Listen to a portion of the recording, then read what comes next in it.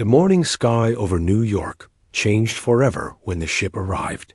Admiral Jake Morrison stood at the window of his office in the United Nations building, watching the massive crystalline vessel hover silently above the city. The ship was unlike anything humanity had ever built or imagined. It stretched nearly 2 miles across. Its surface gleaming like polished diamond in the sunlight. Jake had spent 30 years preparing for this moment, though he never truly believed it would come. First contact with alien life had always been a possibility, something the military planned for, but never expected. Now it was happening, and the ship above them was clearly not friendly. Dr. Lisa Carter rushed into his office without knocking. Her face was pale, and her hands shook as she held a tablet computer. "Admiral, they're transmitting something. It's in English, perfect English. The linguistics team thinks they've been monitoring our communications for years." Jake turned from the window. "What do they want?" "They're requesting an audience with world leaders. They say they represent something called the Galactic Council." Within 2 hours, every major world leader was connected by video link to the emergency session at the United Nations. President Daniel Brooks sat at the head of the table in the main assembly hall, his advisors surrounding him. Commander Ryan Phillips, the military strategic advisor, kept checking his watch nervously. Outside, news crews from every major network had gathered, but they were being kept at a distance. The alien ship descended slowly until it was only a few hundred feet above the UN building. A beam of golden light appeared, and within it, a figure materialized on the stage of the assembly hall. The being was 7 feet tall and covered in dark green scales. Its head was elongated like a lizard, with bright yellow eyes that seemed to look through everything. It wore robes that appeared to be made of some kind of metal cloth, and when it moved, the fabric made a soft ringing sound like distant bells. "I'm Overseer Kethfer of the Galactic Council," the creature said, in a voice that echoed strangely in the large room. "I speak for the 12 great civilizations that have governed this galaxy for 10,000 of your years." President Brooks stood up slowly.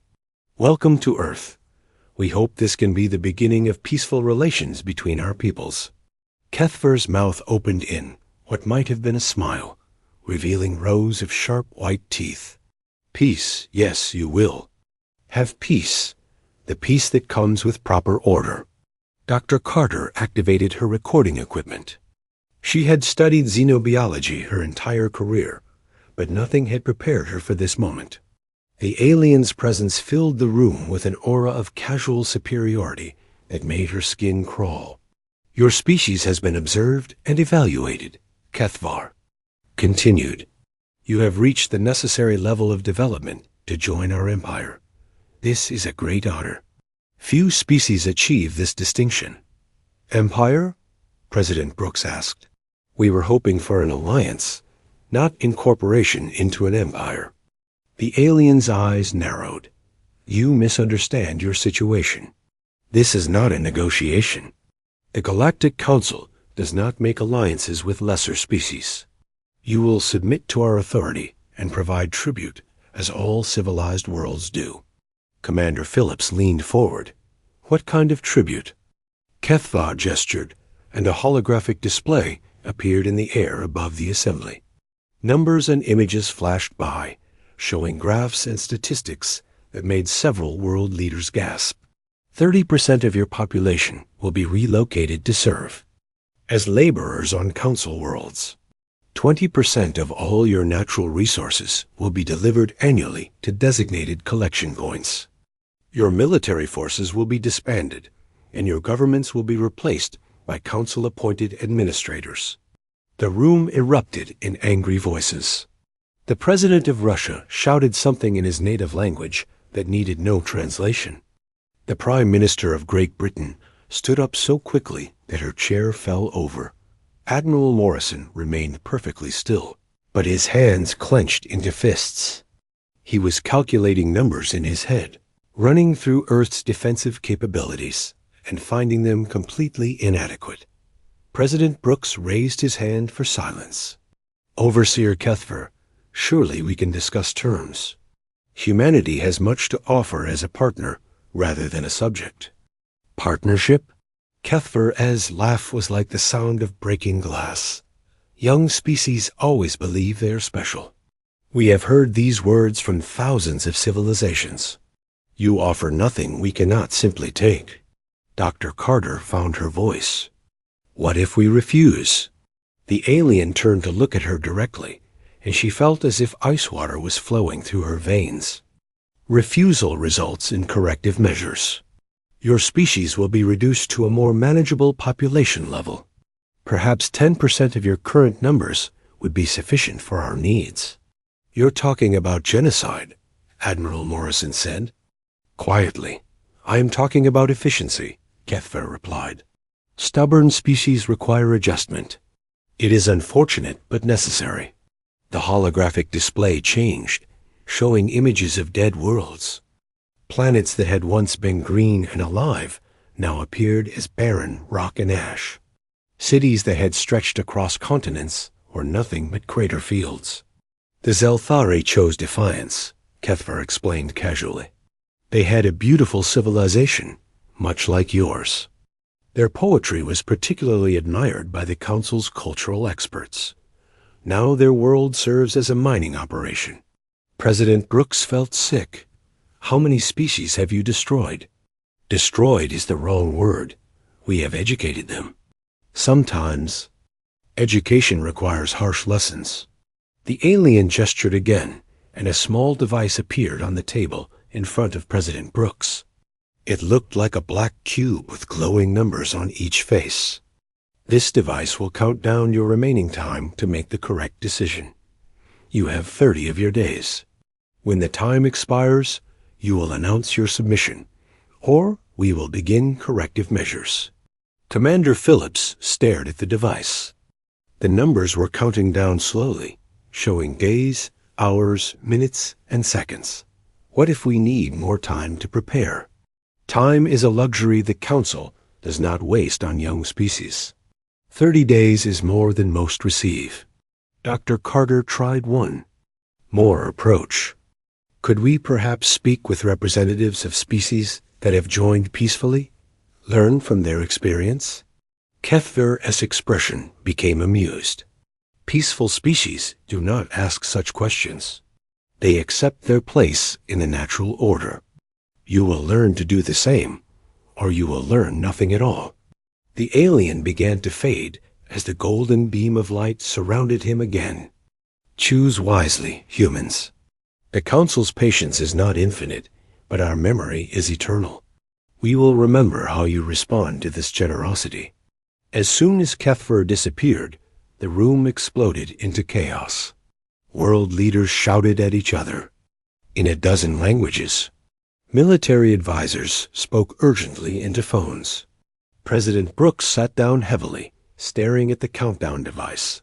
Admiral Morrison walked over to Dr. Carter, who was still recording everything. How long do you think they've been watching us? Years, maybe decades, she replied. Their English was too perfect, and they knew exactly who to contact. They've been studying us like lab animals. Outside, the massive ship began to rise slowly into the sky. Within minutes, it had disappeared completely, leaving no trace except for the small black cube ticking away on the table. President Brooks looked around the room at the faces of humanity's leaders. Some appeared terrified, others angry, and a few seemed to be in shock. 30 days, he said quietly. 30 days to decide the future of our species. The countdown device continued its relentless march toward zero, and with each passing second, humanity moved closer to the most important decision in its history. Dr. Peter Walsh had not slept in 3 days. His eyes burned as he stared at the computer screen in the underground military research facility beneath Washington. Around him, dozens of other researchers worked frantically, trying to understand what humanity was facing. The countdown device showed 25 days remaining. Every tick felt like a hammer blow against his concentration. Captain Amy Rodriguez burst through the security doors. her military boots echoing in the concrete hallway. She carried a thick folder of classified documents, and her face showed the strain of working around the clock. "Peter, we got something," she said, dropping the folder on his desk. "Our deep space monitoring stations picked up a signal from the edge of the solar system. It's not from the council ship." Dr. Walsh rubbed his tired eyes. "Another alien vessel? Looks like it. Small, damaged, and broadcasting a distress signal. But here's the interesting part. They're asking for sanctuary from the Galactic Council." General Kevin Hayes joined them at the desk. The military commander had aged 10 years in the past 5 days, and his usually perfect uniform was wrinkled from sleeping in his office. "Are we sure this isn't some kind of trick?" Amy opened the folder and spread out several photographs taken by their long-range telescopes. The ship in the images was nothing like the massive crystalline vessel that had delivered the ultimatum. This craft was small, maybe the size of a city bus, and appeared to be held together with patches and improvised repairs. "The signal is weak, but our translation computers are working on it," Amy continued. "What we've decoded so far suggests that whoever is on that ship was once part of the Council's government, but is now running from them." Dr. Walsh leaned forward with interest. This was the first piece of good news since the crisis began. A defector? Maybe. The ship is requesting permission to approach Earth. They claim to have information about the Council that could help us. General. Hayes frowned. "It could be a trap. Send in a spy ship disguised as a refugee." "It could be," Amy agreed. "But right now, we don't know anything about our enemy except what they told us. This might be our only chance to learn more." 3 hours. Later, the small alien ship landed at a secret military base in Nevada. The craft's hull was scarred with what looked like weapon burns, and several sections had been repaired with materials that clearly didn't match the original construction. When the airlock opened, the being that emerged was unlike anything the human observers had expected. It was shorter than Overseer Kethver, with blue-gray skin and 4 arms. Its head was rounded like a human's, but with large black eyes that seemed to hold deep sadness. "I am Zekthil," the alien said in accented but understandable English, "former ambassador to the Galactic Council's 3rd sector. I seek asylum from those who would silence truth." Dr. Walsh was chosen to conduct the initial interview. He sat across from Zekthil in a small, windowless room, with Captain Rodriguez recording everything and General Hayes observing from behind one-way glass. "Why did you come here?" Dr. Walsh asked. Zekthil's 4 hands moved nervously as he spoke. "Because your species has been marked for incorporation, and you deserve to know what that truly means before you make your choice. Tell us about the Galactic Council." The alien's large eyes seemed to grow even sadder. "I served them for 40 years of my life. I believed we were bringing order and peace to the galaxy. I helped negotiate the surrender of 17 different species. I thought I was saving lives. What changed your mind?" "I began to see the results of our peace," Zekthil said quietly. "The species we incorporated did not prosper. They did not grow. They became less than they were before we arrived." Dr. Walsh leaned forward. "Can you be more specific?" Zekthil stood and began pacing around the small room, his forearms gesturing as he spoke. "The Koralni were master builders when we found them. Their cities touched the clouds, and their art was renowned across their sector. After 50 years under Council rule, they became construction workers on other worlds. Their creativity was gone, replaced by simple obedience." "What about the tribute demands? Are they really as harsh as Overseer Kethver described?" "Worse," Zekthil replied. "The 30% population quota is just the beginning. The Council takes the strongest, the smartest, the most creative members of each species. What remains behind becomes dependent on Council technology, Council food, counsel everything. Within a few generations, they forget how to be independent. Captain Rodriguez spoke for the first time. How many species has the Council conquered? Over 4,000 in the past 10 millennia. Some surrendered immediately. Others fought and were destroyed. None have successfully resisted for more than a few years. General Hayes entered the room, his expression grim. What about their military strength? How many ships do they have? Zekthal sat down again, his shoulders slumping. More than your computers could count. The Council draws ships and soldiers from every species under their control. When they conquered the Vecnari, they gained 1,000 ships. When they absorbed the Gorthic Empire, they added 50,000 warriors too.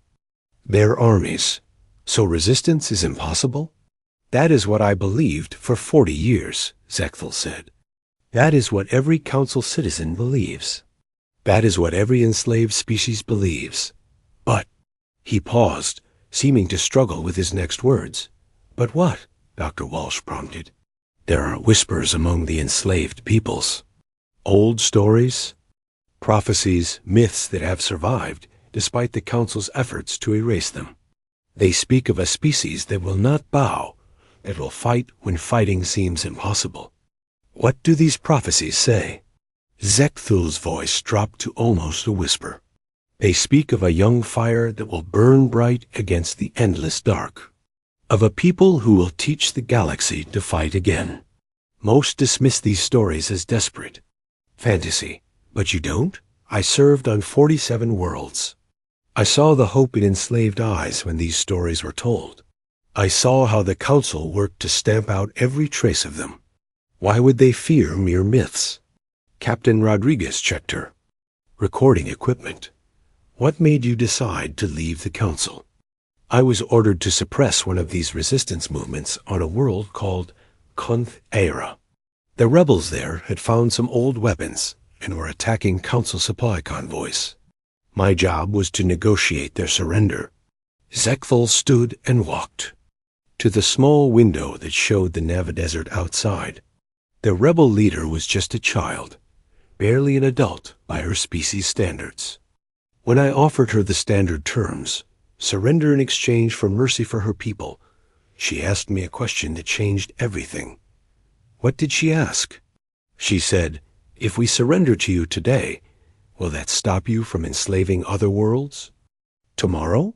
When I could not answer yes, she said, then we must fight, even if we die, so that others will know it can be done. Dr. Walsh felt a chill run down his spine. What happened to them? They fought for 6 months against impossible odds. They lost, of course. But word of their resistance spread to other worlds. 3 more rebellions started within a year, and the Council had to commit more ships to maintain order than they had planned. General Hayes crossed his arms. You're suggesting that losing can be a form of victory? I am suggesting that some things are more important than survival, Zekthal replied. The girl on Kenthara knew she could not win, but she also knew that someone had to be first. Someone had to show that the Council could bleed. The room fell silent, except for the humming of the recording equipment. Finally, Dr. Walsh asked the question they were all thinking. Do you believe humanity could be the species from the prophecies? Zekthal turned from the window to look directly at him. I have studied your history during my journey here. You have never united as a single species before, yet you have united now in the face of this threat. You have never faced extinction, yet you do not seem to be preparing for surrender. He paused, and for the first time since arriving, something like hope appeared in his large black eyes. Most species spend their 30 days begging for more time or trying to negotiate better terms. Your leaders are spending these days preparing for war against an enemy you cannot possibly defeat. That suggests either madness or something the galaxy has not seen in 3,000 years. What's that? Courage. The Emergency Global Summit in Geneva was unlike anything the world had ever seen. Every nation on Earth had sent their highest leaders to attend in person. The massive conference hall buzzed with tension as translators worked frantically too. Keep up with dozens of languages being spoken at once, Senator Claire Murphy stood at the main podium, her voice carrying clearly through the sound system. She had been chosen to represent the faction that favored surrender, and her words were calm but urgent. "We must face the mathematical reality of our situation," she said, looking out at the sea of worried faces. "The Galactic Council has conquered. Over 4,000 species. They have technology we cannot match and numbers we cannot hope to equal. Our entire military force would be like a single ant attacking an elephant." President Brooks sat in the front row, the countdown device on the Yungdi, table before him showing 14 days remaining. The constant ticking had become the soundtrack to every meeting, every discussion, every sleepless night since the ultimatum arrived. "If we surrender now," Senator Murphy continued, "we can negotiate for better terms. Perhaps we can reduce the tribute percentage. Perhaps we can keep some of our independence. Most importantly, we can keep our children alive." Colonel Ben Tucker rose from his seat near the back of the hall. The Special Operations Commander was not a politician, and his words were blunt and direct. "Senator Murphy speaks of keeping our children alive," he said, his voice carrying the authority of someone who had spent his life in combat. "But what kind of life would they have? Working as slaves on alien worlds, never knowing freedom, never knowing what it means to make their own choices?" Murmurs spread through the assembly as delegates translated his words for their leaders. The president of Brazil leaned forward in his chair. The Prime Minister of Japan whispered urgently to her advisors. Dr. Helen Ross approached the microphone with a tablet computer in her hands. The quantum physics research director had been working nonstop since the crisis began, and her clothes were wrinkled from sleeping in her laboratory. "There might be a third option," she said, her voice shaking slightly from exhaustion and caffeine. "My team has been analyzing the energy signatures from the council ship. We believe we can develop weapons using quantum manipulation principles that could actually damage their technology." Senator Murphy shook her head. "Dr. Ross, even if your research is successful, how long would it take to develop these weapons? Under normal circumstances, perhaps 10 years of research and development. We have 14 days. The hall fell silent except for the relentless ticking of the countdown device. Dr. Ross looked down at her tablet, knowing that her hopes for a technological solution were unrealistic, but unable to give up. The Chinese premier stood and spoke in careful English. "What if we attempt to delay? Ask for more time to prepare our surrender?" Admiral Morrison, who had been silent throughout most of the debate, finally spoke. Overseer Kethvor made it clear that 30 days was more generous than most species receive. They will not extend the deadline. The debate continued for hours. The Russian president argued for immediate military preparation. The King of Sweden suggested attempting to contact other alien species for help. The Prime Minister of India wondered if they could hide parts of humanity's population in underground bunkers. As the sun began to set outside the great windows of the conference hall, a small commotion occurred near the entrance. A young girl, perhaps 10 years old, walked down the center aisle accompanied by her father. She wore a simple blue dress and carried a small American flag in her hand. Security guards moved to intercept them, but President Brooks held up his hand. "Let her speak." The girl approached the microphone, so small that she had to stand on her tiptoes to reach it. Her voice was clear and strong as it echoed through the silent hall. "My name is Katie Williams," she said. "My dad works at the steel factory in Pittsburgh. He brought me here because he said this meeting will decide what happens to kids like me." She looked around at all the world leaders watching her with intense attention. "I don't understand all the big words you're using, But I have a question. If we give these aliens what they want, will they leave other people alone? President Brooks felt his throat tighten. No, Katie. They will continue to conquer other worlds. Then we have to stop them, don't we? She said, as if the answer was obvious. That's what heroes do in the stories. They fight the bad guys even when it's scary. The girl's father gently took her hand and led her back to their seats, but her words continued to echo in the vast hall. Several delegates wiped tears from their eyes. Others stared at the floor, wrestling with thoughts they could not voice. Senator Murphy tried to regain control of the discussion. The child's sentiment is admirable, but we cannot base the survival of our species on fairy tales about heroes. Colonel Tucker stood again, his jaw set with determination. Maybe not, but we can base it on the simple fact that some things are worth dying for.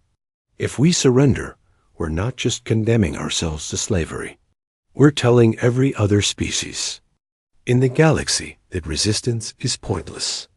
And if we fight, we're condemning our species to extinction, Senator Murphy replied. Maybe, Colonel Tucker said. But at least our children will know we tried to protect them. At least other species will know that someone was willing to stand up to these bullies. President Brooks stood slowly and walked to the podium. The hall fell completely silent, except for the ticking countdown device. I have been listening to this debate for hours, he said. I have heard excellent arguments on all sides. But there is one question that keeps coming back to me, the same question that young Katie asked. He paused and looked out at the assembled leaders of humanity. If we submit to the Galactic Council today, what happens to the next species they encounter? And the one after that? Do we become part of the machine that enslaves others? The Prime Minister of Canada stood. Mr. President, are you suggesting we have an obligation to fight for species we have never met? I am suggesting that we have an obligation to be the kind of species we want to live in a galaxy with, President Brooks replied. I am suggesting that sometimes the right choice is not the safe choice. He gestured to an aide who brought forward a simple wooden ballot box. We will vote. Every nation, one vote. The question is simple. Do we surrender to the Galactic Council's demands, or do we resist? The voting took place in complete silence. Each leader approached the box and placed their decision inside. The counting was done in full view of everyone present. When the final tally was announced, the result was not unanimous, but it was decisive. 34 nations voted to resist.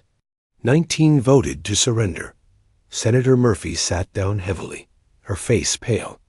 I pray to God we're not making the biggest mistake in human history. Colonel Tucker smiled grimly. We're not making a mistake, Senator. We're making a choice. Maybe for the first time in our history, our entire species is making the same choice. President Brooks returned to the podium one final time. The decision is made. We will resist the Galactic Council's demands. Admiral Morrison, you have unlimited authority to prepare our defenses. Dr. Ross, you have every resource we can provide for weapons research. Colonel Tucker, begin training programs immediately. He looked down at the countdown device, which now showed 13 days and diminishing. Most importantly, we begin sending messages to every enslaved species we can reach. We let them know that someone is finally willing to fight. We let them know they are not alone. As the delegates filed out of the hall, many stopped to speak. With little Katie Williams, she had given them something they did not realize they needed, a simple reminder that doing the right thing was more important than doing the safe thing. The countdown continued its relentless march toward zero, but now humanity marched with it, united in purpose, if not in hope. The countdown device reached zero at exactly midnight Greenwich Mean Time. Captain Steve Parker stood on the bridge of the Earth Defense Force flagship Aurora, watching the empty space beyond Earth's orbit. Every human military vessel was positioned throughout the solar system, waiting for what they all knew was coming. They did not have to wait long. The space around Earth suddenly filled with flashing lights as 50 massive warships appeared from hyperspace. A council fleet was even more impressive than anyone had imagined. Each ship was larger than anything humanity had ever built, and their crystalline hulls gleamed with energy fields that made them look like floating cities of light. Contact. From the lead ship reported Lieutenant Maria Santos from her fighter squadron stationed near the moon. Its overseer Kethver. The alien's image appeared on screens throughout the human fleet. His reptilian features showed no emotion as he delivered his message. Humans of Earth, your time for decision has expired. We detect military vessels in defensive positions. This confirms that you have chosen to resist Council authority. Corrective measures will now begin. Admiral Morrison's voice crackled over the communication system from his command center on Earth. All units, this is Admiral Morrison. Execute Plan Chaos. Show them what happens when you pick a fight with humans. Captain Parker smiled grimly as he gave orders to his crew. Plan Chaos was unlike any military strategy in human history. Instead of trying to match the Council's superior technology, humanity would use their greatest advantage, the willingness to do things no sane military force would attempt. Ramming speed, Parker ordered. Target the second ship from the left. All power to forward shields. The Aurora, packed with nuclear warheads instead of life support systems, accelerated directly toward a Council cruiser 3 times its size. Parker's crew had volunteered for this suicide mission, knowing they would not survive, but hoping to take an enemy ship with them. Throughout the solar system, similar scenes played out as human ships abandoned every conventional rule of space. Combat. Engineer Tony Miller had spent the past 2 weeks converting civilian vessels into weapons. Cargo haulers became kinetic missiles. Passenger liners were loaded with explosives and aimed at Council ships. Even small personal spacecraft were turned into guided bombs. The Council fleet found itself under attack from every direction at once. Kethvar watched in growing alarm as his ships reported damage from tactics no civilized military would consider. Human fighters emerged from asteroid belts, struck with primitive but effective weapons, then disappeared before his ships could respond. These creatures fight like animals, complained one of the ship commanders over the communication system. Lieutenant Santos led her squadron in a desperate attack run against a Council destroyer. Her small fighters carried nuclear missiles that were ancient by galactic standards, but still deadly when delivered with human determination. Remember, we're not trying to win this battle, she told her pilots. We're trying to show the galaxy that the Council can be hurt. Make every shot count. Her fighters dove toward the enemy ship in a coordinated attack that would have been suicide against any prepared enemy. But the Council had never faced opponents who treated their own lives as ammunition. Half of Santos's squadron was destroyed in the first exchange, but their missiles found their target. The Council destroyer's shields flared and failed under the concentrated nuclear barrage. The massive ship listed to one side, its hull cracked in venting atmosphere. First blood to humanity, Santos reported before her own fighter was caught by enemy fire. On the surface of Earth, the Council began their bombardment of major cities. But even this went differently than planned. Instead of cowering in underground shelters, human populations had been evacuated to prepared positions. When Council troops landed to occupy what they expected to be conquered territory, they found empty cities rigged with explosives. Engineer Miller's greatest creation waited in New York City. The entire underground subway system had been converted into a massive bomb. When Council soldiers entered Manhattan, Miller triggered the detonation from his bunker beneath Washington. The explosion was visible from space as a column of fire that rose kilometers into the sky. 3 Council landing ships were caught in. The blast and destroyed instantly. Captain Parker's final act came when the Aurora, now a burning wreck, but still under power, collided with its target. The nuclear warheads in its cargo bay detonated on impact, creating a fireball that consumed both ships. "Aurora is gone," reported Admiral Morrison from Earth. But they took a Council cruiser with them. The battle raged for 6 days. By the fourth day, Kethver began to understand that something was terribly wrong with this operation. His fleet was designed for quick intimidation, followed by systematic conquest. Instead, he found himself fighting an enemy that seemed to have no concept of acceptable losses. On the 5th day, a human captain named Robert Chun manually piloted a fusion reactor into the heart of a Council battleship. The resulting explosion destroyed both vessels and damaged 2 others nearby. "These humans are insane," Kethver told his remaining ship commanders. "They sacrificed their most valuable assets for minimal tactical advantage." "Should we withdraw and request reinforcements?" asked one commander. Kethver's pride would not. "Allow retreat? No. We will complete this mission. Increase bombardment of the planet. Make them understand the price of defiance." But the increased bombardment only seemed to make the humans fight harder.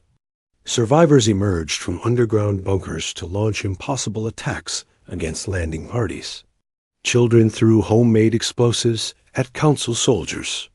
Elderly humans operated remote-controlled bombs. By the 6th day, Kethver's magnificent fleet had been reduced to 12 operational ships. The humans had lost everything: their orbital stations, most of their cities, and billions of their people. But they had also accomplished something no other species had managed in 3,000 years. They had made the Galactic Council bleed. "Sir," reported his communications officer, "we're receiving transmissions from multiple sectors. Other species are broadcasting messages of support for the human resistance." Kethver felt something he had never experienced in his long career of conquest: fear. Not fear of military defeat, but fear of what this battle represented. If word spread that the humans had destroyed most of a Council fleet, other species might begin to believe that resistance was possible. "Prepare to withdraw," he ordered reluctantly. "We will return with a larger force to complete the pacification." But as his damaged fleet limped away from Earth's solar system, Kethver knew that the real damage had already been done. The myth of Council invincibility had been shattered by a species that refused to accept the impossible. His final transmission to Earth was meant to strike fear into any human survivors. "You have chosen extinction, but you will die slowly for this insult. The Council has a long memory, and we do not forgive." The response came from Admiral Morrison, broadcasting from deep underground bunkers, where the human command structure had somehow survived. "Overseer Kethver, you came here expecting to find sheep ready for slaughter. Instead, you found wolves. Remember that when you go back to your Council. Remember that humans do not bow to anyone." As the Council ships disappeared into hyperspace, emergency broadcasts began transmitting from Earth to every corner of the galaxy. The message was simple but revolutionary. This is Earth calling all enslaved peoples. The Galactic Council can be defeated. We have proven it. The age of resistance has begun. Across hundreds of worlds, in the darkness of alien slave quarters and the silence of subjugated cities, beings who had forgotten the meaning of hope began to listen to impossible words. Humans had lost their first battle against the Council, but they had won something far more valuable. They had given the galaxy permission to fight back. 6 months after the Battle of Sol, the galaxy was burning with rebellion. President Brooks stood in the rebuilt command center deep beneath the ruins of Washington, watching reports flood in from across known space. The massive display screens showed star maps dotted with red symbols marking worlds in open revolt against the Galactic Council. "The Ziloni system has declared independence," reported Captain Julie Chun, the young officer who now commanded what remained of Earth's space fleet. That makes 17 core worlds that have stopped paying tribute. Dr. Helen Ross looked up from her quantum research station, where she had finally perfected the weapons technology that could penetrate Council shields. The Korthic Empire sent another message of support. They're requesting technical specifications for our disruptor cannons. Ambassador Zigthul, who had become Earth's unofficial liaison to the growing resistance movement, reviewed the latest intelligence reports with satisfaction. 3 Council fleets have been destroyed in the past month alone. The enslaved species are learning to fight together instead of surrendering alone. President Brooks felt a mixture of pride and sorrow as he considered how much had changed. Earth's population had been reduced by half during the Council's retaliatory strikes following their military defeat. Entire cities lay in ruins, and most of humanity now lived in underground colonies. But their sacrifice had lit a fire that was spreading across the galaxy. The breakthrough had come when survivors of the first battle began sharing human military tactics with other species through secret communication networks. The concept of kamikaze attacks, guerrilla warfare, and total resistance had been foreign to most galactic civilizations. The Council had spent 10,000 years conditioning species to fight only within acceptable parameters. Humanity had introduced the galaxy to the concept of unacceptable warfare. "Sir," called out Communications Officer Lavra Davis from her station, "we're receiving a priority transmission from the Fenari Resistance. They're under attack by a massive Council force at Kepler Station." President Brooks studied the tactical display. Kepler Station was a critical military stronghold that controlled 3 major shipping lanes. If the Council regained control there, they could cut off supply lines to dozens of rebel worlds. "How many ships do the Fenari have?" he asked Captain. Chun consulted her reports. "Maybe 30 combat vessels. The Council force approaching them has over 200 ships, including 3 of their new dreadnoughts. And Grand Archon Veltar himself is commanding the fleet," added Zechthul grimly. "The Council's supreme leader has decided to end this rebellion personally." Dr. Ross stood up from her workstation, her face showing the exhaustion of months spent perfecting humanity's new weapons. "The quantum disruptors are ready for field testing. We have enough to equip a small fleet." President Brooks made the decision that would change everything. "Captain Chun, prepare every ship we have. We're going to Kepler Station." "Sir," Chun replied carefully, "we only have 47 operational vessels. Most of them are converted civilian craft against 200 Council ships." "Against 200 Council ships, we'll do what humans do best," Brooks interrupted. "We'll fight dirty, fight smart, and show the galaxy that bullies can be beaten." The human fleet that departed Earth's solar system was unlike anything the galaxy had ever seen. Dr. Ross had equipped each ship with quantum disruptor weapons that could actually damage Council technology. But more importantly, each vessel carried human tactical advisors who understood how to coordinate multi-species resistance operations. The journey to Kepler Station took 4 days. During that time, ships from other rebel species began joining the human fleet. By the time they reached their destination, the combined force included vessels from 6 different civilizations, all united under the simple principle that freedom was worth fighting for. Captain Chun stood on the bridge of the flagship Liberty, watching the massive space battle already in progress around Kepler Station. The Fenari were fighting bravely, but were clearly outmatched. Their ships exploded one by one against the overwhelming Council firepower. "All units, this is Captain Chun of the Earth Defense Force." She broadcast on all frequencies. "We're here to even the odds." The human ships dove into the battle, using tactics that made the Council forces pause in confusion.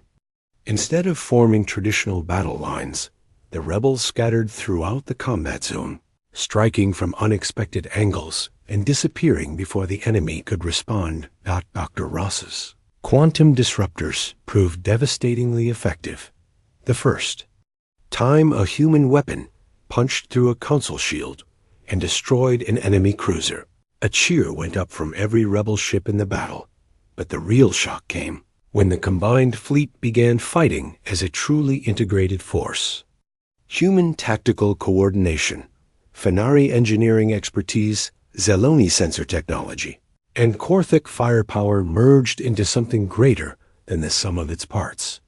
Grand Archon Veltar watched from his flagship Eternal Dominion as his carefully planned battle turned into chaos. For 10,000 years, the Council had maintained order by ensuring that no species learned to truly cooperate with others.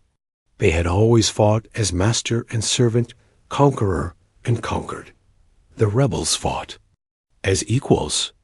How are they coordinating so effectively? Demanded Veltar. No species should be able to integrate their systems so quickly. His tactical advisor studied the sensor readings with growing alarm. Sir, they appear to be using human communication protocols. Somehow, the humans have created a universal coordination system that works with any technology. The turning point came when Captain Shun led a combined assault on Veltar's flagship. Human ships created diversions, while Fenari vessels delivered precise strikes guided by Zeloni sensors. The ancient Grand Archon, who had ruled the galaxy since before Earth's civilization existed, found himself fighting for his life against an alliance he could not understand. This is impossible, Veltar broadcast to his remaining ships. Young species cannot defeat the Council. It has never been done. The response came from President Brooks, whose voice was transmitted simultaneously from dozens of rebel vessels. Archon, you're right that this has never been done before. But that's because no species before now has had friends willing to die for each other's freedom. The final assault overwhelmed Veltar's defenses. His mighty flagship, symbol of Council authority for millennia, exploded in a cascade of fire that lit up the entire star system. The Battle of Kepler Station ended with the complete destruction of the Council fleet. For the first time in galactic history, a Council force had not just been defeated, but annihilated. In the aftermath, representatives from dozens of species gathered at the liberated station. Ambassador Zekthal stood before the assembled delegates, his four arms raised in a gesture of unity. Today we form the Free Worlds Alliance, he announced. Not as masters and servants, but as equals choosing to stand together. President Brooks addressed the gathering via hologram from Earth. Humanity offers our friendship and our support, but we do not seek to lead this alliance. We learned long ago that the greatest victories come when everyone fights for the same dream. The ceremony was interrupted by a small figure pushing through the crowd of alien delegates. Katie Williams, now a year older, but still carrying her small American flag, approached the podium where the Alliance Charter was being signed. "Excuse me," she said, in the clear voice that had once changed the course of human history. "I have something to say." The vast chamber fell silent as the child, who had inspired humanity's resistance, looked out at representatives of dozens of species. "My dad says this war started because nobody wanted to be the first to fight the bullies.